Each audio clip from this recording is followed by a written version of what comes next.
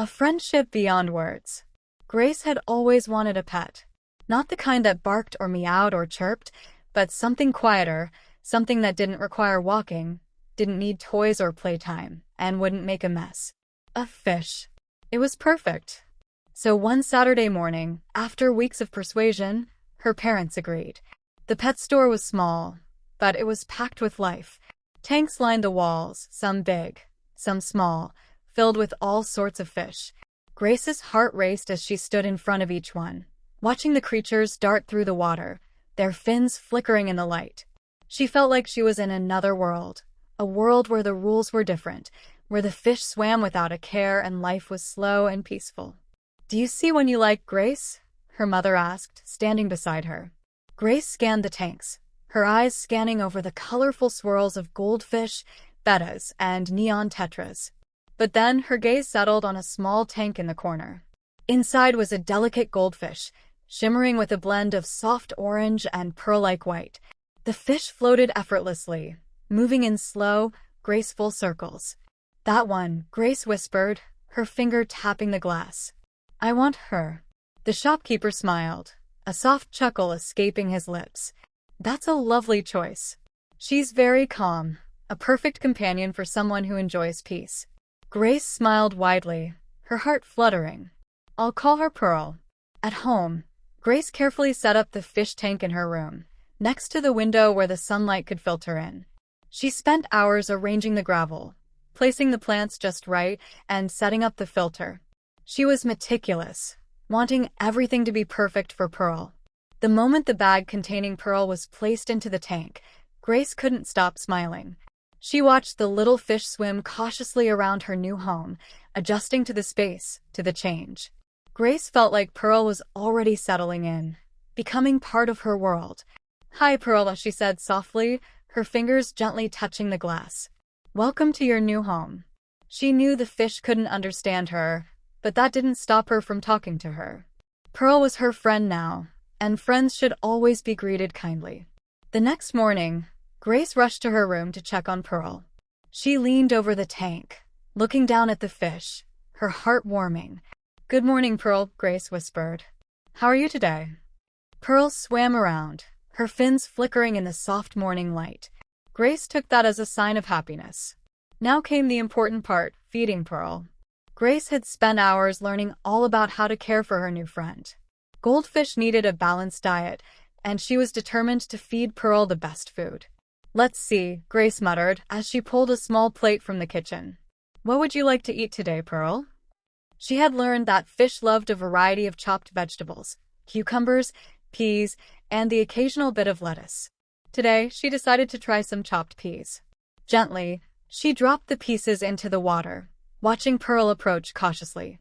The fish's small mouth opened and closed, nibbling the food, swimming in gentle circles. "Do you like it?"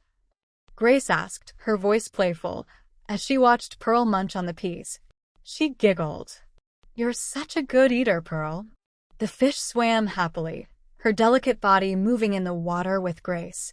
Inside the tank, she was full of contentment. Pearl didn't know exactly what she was feeling, but she could sense something, a warmth, a kindness. Every day, Grace was there, feeding her, talking to her, making sure she was okay. In her simple, fishy way, Pearl felt a deep sense of safety around Grace. It wasn't just the food, though that was important. It was the love and care that Grace showed her every single day. "This girl is so kind," Pearl thought, "so gentle, so attentive. I feel like I've found a place where I belong." Days turned into weeks. Every morning, Grace would wake up early to feed Pearl before school, and every evening, she would sit by the tank, watching her friends swim. They had their routine, and Grace loved it. Sometimes, she would talk to Pearl about her day, telling her everything that had happened, the little moments that made her smile or the small worries that she couldn't shake off. Pearl didn't speak, of course, but somehow, Grace felt better after sharing her thoughts. "What do you think, Pearl?" Grace asked one evening, watching the fish swim lazily around. "Do you think I'll make it through the science test tomorrow?" "I'm so nervous." Pearl swam a little closer to the glass, her eyes following Grace's every movement. There was no answer, but Grace felt comforted. She smiled and whispered, "You're the best listener, Pearl." As the days passed, the bond between Grace and Pearl grew stronger. Grace started to notice more subtle details. She realized that when she stood by the tank, Pearl would often swim toward her, her little fins flicking eagerly as if to greet her. It was as though Pearl recognized Grace's voice, her presence. It was a small thing, but it made Grace's heart swell with happiness. "Hi, Pearl," Grace would say excitedly, rushing to the tank after school. "Did you miss me?" Pearl would swim around in a small circle, flicking her fins as if to say, "Yes, I missed you too. Here's your food," Grace would announce as she carefully prepared a plate of finely chopped vegetables. Today it was cucumbers. "Hope you're hungry, Pearl." Pearl always was.